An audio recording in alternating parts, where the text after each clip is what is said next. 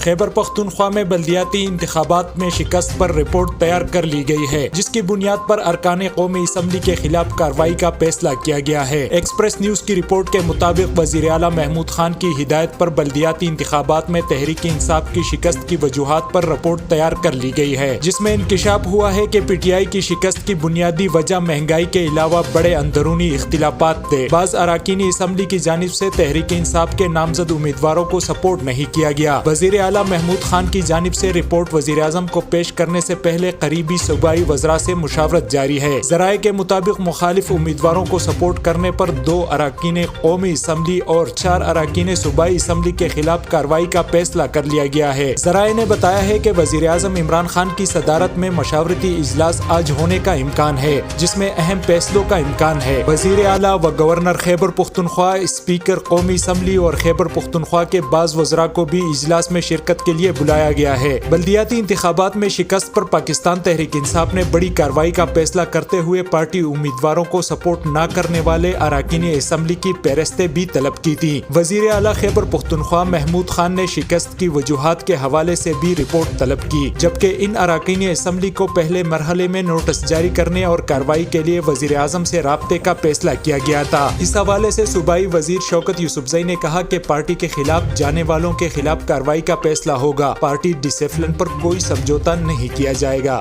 Muzaffar Shah, M P news.